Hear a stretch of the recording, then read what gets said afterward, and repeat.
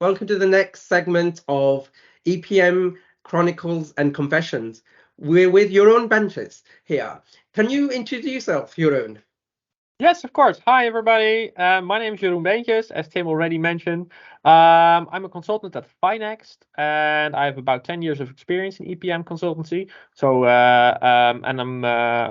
Finext is a boutique in the Netherlands working with all kinds of CFO technologies, and specifically, I am looking toward the EPM domain, specifically in the Tagetic market.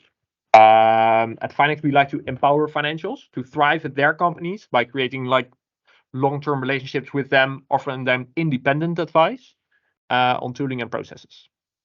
Fantastic. So, this is a common question I think you've probably been aware of out there. So it's quite difficult. I'm still not finding it easy to explain this to especially my mum, what I do. So how do you explain what you do to people who don't know, no idea of EPM and things like that, and any misconceptions? Well, I once had a very, very weird misconception. I was at a birthday party and somebody asked what I was doing. And usually we say like EPM, right? So Enterprise Performance Management. Yeah. And I just took the short version and I said, well, I'm a consultant, work in performance management and blah, blah, blah, blah.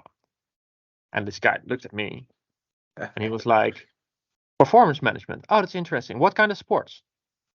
I was like, sports? What do you mean?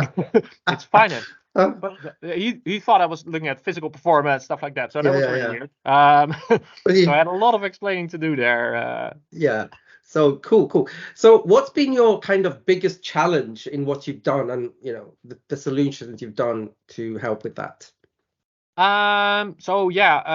Recently, I work from end to end on a project. So I coming at start and then do the whole implementation and then until delivery, etc. So and recently I've done a fairly complex consolidation project at a larger corporate here in the Netherlands. And basically what they had about 250 subsidiaries, a lot of consolidation specials. I really like that because we start always with what kind of consolidation do you do? No, just normal and everything is normal. But the deeper we dive into the stuff that we find more specific consolidation techniques and more specific constructions that they have. And just a short moment before the go live, they said, "Oh yeah, we also, by the way, want a fiscal consolidation." Oh God. And I was like, "Okay, Yeah. well, can you explain to me what you exactly mean by that? Because I know these guys are not like similar to whatever else is on the market." But they explained their fiscal consolidation, and we had a technique envisaged. But while testing it, it was shortly before live. While testing it, we found out that it wasn't sufficient enough for their specific needs. So we had to rebuild the whole thing just days before the go live, which was pretty tough. But I think we managed quite well. So now, we have something now, and everything is now submitted to the authorities. So that's good. But it was quite a challenge, especially because of the time pressure. Completely well done there. So what would you say is your pivotal success story? What stands out for you? I remember fondly we had so in EPM we do a lot of different processes, right? So we have consolidation, planning, forecasting, but I once also did a transfer pricing project. And I remember fondly from this transfer pricing project that we had a worldwide UAT. It was a multinational transfer pricing, of course, usually multinational stuff.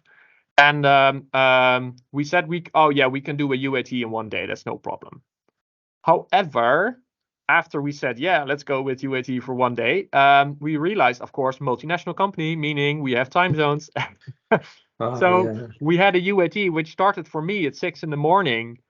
And it finished around 9 at the day because we first helped the guys over in Asia and Australia, and then we did Europe, and then we did the US all in one day, which was amazing. So at that particular day, I turned on the lights at the beginning of the day in the office of my client, and I turned them off at the end of the day as well. But UAT was a huge success. It was so much fun. Everybody was happy. There were no major findings, and we swiftly gone live after that day. So that was really, really nice. Fantastic.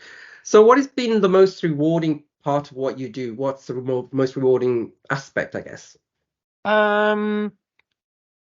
What I think, we always work with technologies, right? So we do a lot in tech, and then I make something cool, and sometimes I go home and then show my wife like, oh, I made this really nice spreadsheet. Yeah. But that's cool, but I don't think that's the most rewarding thing. No. But so the thing that I really love is that when I get to a company and I make this awesome spreadsheet and these fancy consolidation techniques, that by the end of the project, they can thrive at their company. So my direct customer is seen as a successful employee at their business. People have praise on them. And I think that's the ultimate goal of the consultant, to put your customer on a pedestal and say, this guy is awesome, or this girl is awesome. She's rocking it. Fantastic. And if that happens, well, then I'm a happy consultant. Cool, Definitely. cool. Yeah, I think the next question is going to be pretty easy for you. Maybe you've got loads of them. Can you tell us some funny moments you've had in your career? Well, I thrive to have fun every day. So that's you know me, of course, Yeah, I know. Jim. But I always like to have a little bit of self-mockery. So let's take one in that particular case for now. So it was several years ago. We also had a UAT, which was a lengthy one. It was at a different customer, also multinational, but different customer. Lengthy UAT, and we had the whole day of UAT and handling tickets and handling questions, etc. And by the end of the day, it was evening. We just had dinner at the client side because it was such a lengthy day. And we had a stand-up by the end of the day, talking about the planning and the future ahead. And I was a bit zoned out. I was really tired. So everybody was discussing, and the question came up, apparently, which I wasn't really listening to. Should we have the consultants come in for next week? Because we got very few issues, and well, we have to, of course, look at the budget. So is it wise for the consultants to come in next week? And I wasn't paying attention at all. But then I heard like, are these guys coming in next week? No, probably not. We don't need them next week. And then I suddenly woke up. It's like, oh, so I was a bit panicky, and I said, Yeah. but then we won't be able to support in case there are issues. And then the whole group looked at me and like saying, everybody started laughing. So I thought I said something really silly. And everybody like, yeah, we already discussed that, Jeroen. So we are happy that you are now awake again and talking to us. Yeah. But I felt a bit embarrassed. Yeah, of course. But after that, I could laugh with them and regained enough focus to join them mentally as well, to rejoin the meeting. But that was a bit of a quirky moment. Yeah. Definitely. So, what was your inspiration to join your current company and also stay there? Because a lot of people move around and do different things, especially me. I'm moving around so many companies. I don't even know half of them. Sorry, just a joke. But yeah, so the thing is, so what's been your inspiration? My inspiration to join my current company is that I really like freedom. And I want to be able to do whatever I think is best. And I don't always know what is best, of course, but I tend to have an idea of where I want to go and what I want to do. And therefore, I do not want a manager. Yeah. So I don't like being told what to do. I like to come to my own conclusion of what I think I should be doing. And of course, we can discuss that. But if there's something I don't like and somebody tells me you should be doing this, then I want to have the freedom to say no. Sure. And basically, I came across this company 6 years ago, 6.5. I saw them, we were talking, and they said, well, we have a flat hierarchy. So this means we have consultants, and they are maybe junior or medium or senior in their experience, but we consider them all as consultants, and we're all consultants, and there is no manager. There's nobody telling me what to do. And that's really, I think that's a lot of freedom. It also comes with a lot of responsibility. Not everybody can handle that responsibility. So somebody has to take initiative and do something new, and not wait and sit around until somebody tells you what to do. Of course, with the junior people, it's a little bit different because they just don't have an idea of what is a day-to-day life for a consultant. Sure. But eventually all our consultants just come up with their own things to do. And of course we have our clients, we have a project, but nobody telling us what to do exactly. And that's the best thing, basically. It's not always fun though. So sometimes we have these HR related things that we have to do. That comes with the job, and that's a responsibility that I'm willing to put on my shoulders for the price that I'm free of micromanagers and stuff like that. Cool. No, completely understand that. So the industry is evolving with the vendors, consultancies, people out there, and it's not always easy to keep yourself updated. But how do you keep yourself updated of the trends and things like that? Well, I consider myself a very curious person, so I'm really open-minded. So I listen to podcasts, watch webinars. I like to experiment with new technology. So whenever there's something new, I try to get my hands on them and see if I can work it out myself. When you look at the pre-sales demo, everything is scripted. So I want to be able to reproduce that script, but also divert from that script to see how well is it actually working. So I like to work with stuff like that.